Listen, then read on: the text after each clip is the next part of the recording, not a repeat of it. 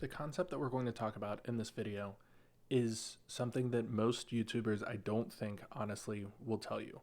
And it's probably the biggest key concept to understand if you want to learn anything, whether it's software development, information security, malware development, playing guitar, anything. This one concept is very, very simple, but it is honestly one of the things that changed my education and changed my kind of mode of learning the most, and that is project oriented learning. So, what is project oriented learning? Project oriented learning is the idea of instead of watching a ton of YouTube videos, you actually do things.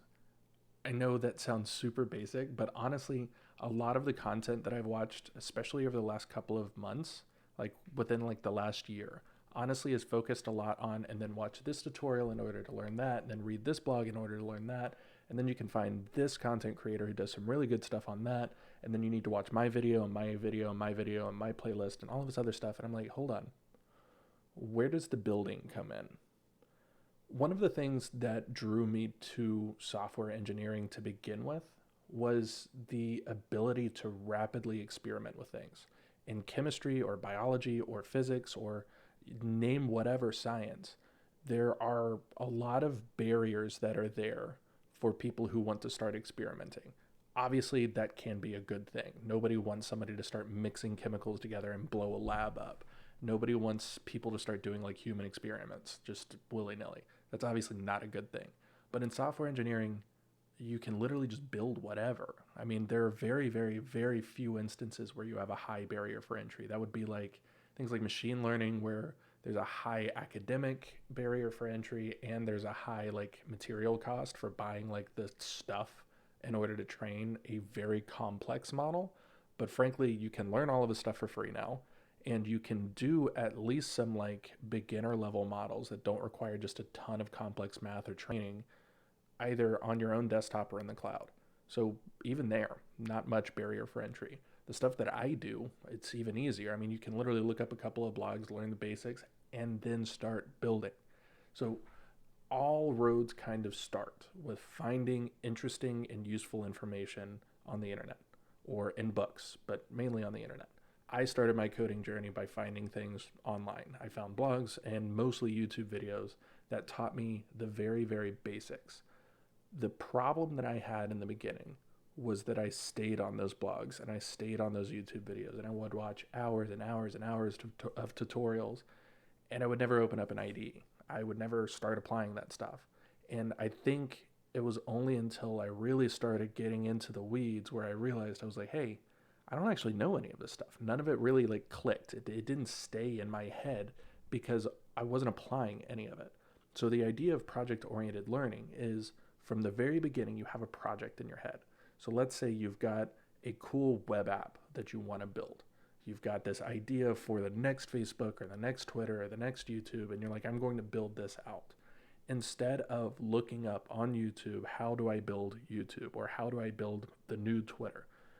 You look up the very basics of whatever web technology that you want to learn or that you want to use to build that thing.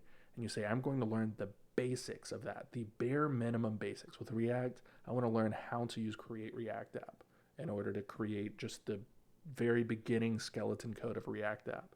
And then you immediately close the video or you immediately close the blog and you start doing it. You start building it out until you hit a wall and you're like, okay, I've hit a wall. Let's start understanding more concepts. Let's understand how to break up components and how to import them. Let's understand like proper like system design within front end and back end applications. Let's understand all of the important intricacies of, parsing video, and let's understand how to upload and download things. All of these like much more difficult concepts can come later on because you have an application to apply them to. Why do you think I started learning malware? I'm not learning how to write malware to sell it. I haven't made anything off of it. The only thing I've paid is my sanity. The reason why I started learning how to develop malware in C and C++ and then in Rust was because I wanted to apply those things and apply them to learn the languages. I wanted to learn more C and C++, and I didn't want to just learn the normal way of like, here's how you write a hello world, and here are the different types of variables and all of that. I wanted to write cool stuff. Same thing for Rust. With Rust, I was like, I want to learn Rust. I'm going to immediately start writing malware in it because that's a way that I can apply that knowledge. I read a couple of blogs, I applied it. I watched a couple of videos, I applied it. And I started building stuff out on my own. And what you end up doing is you develop your knowledge on a topic, and then you develop your ability to problem solve within that context, within that problem area.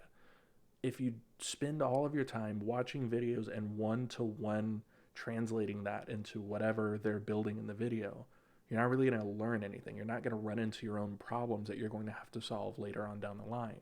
So when I decided to learn Fast API, the first thing that I wanted to do was translate a couple of the APIs that I'd built in the past into Fast API. Same thing for Express. I did the exact same thing.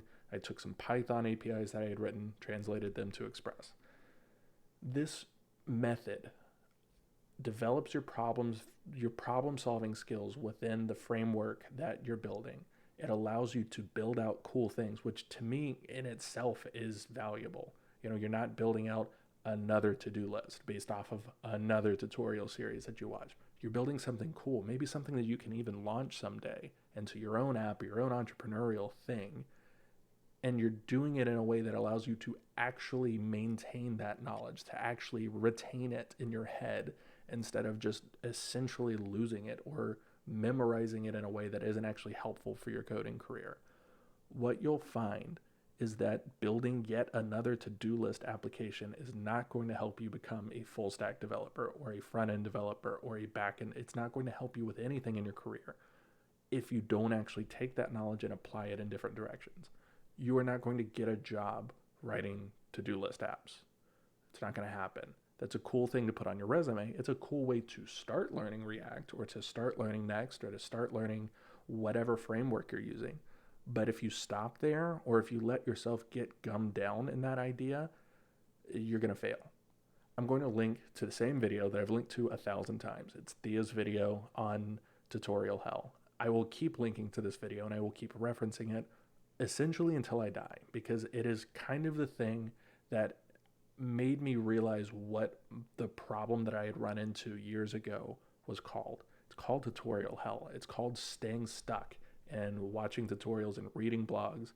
And the way he kind of parses out the problem is super helpful. So I'm not going to repeat the video. I'm just going to leave a link to it in the description or probably up in a card somewhere.